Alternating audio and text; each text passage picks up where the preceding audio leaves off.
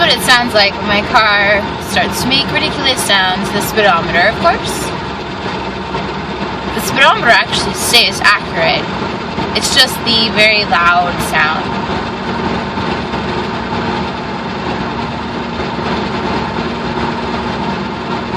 And it'll continue like this for however long I drive.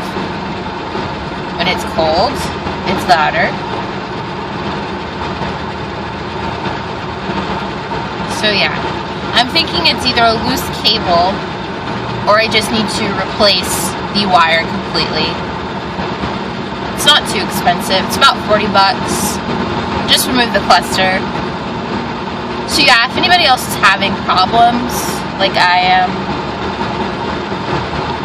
it's a Honda Civic 1990. Just replace the cable. And then I'll give you guys an update and see how it goes. Alright, over now.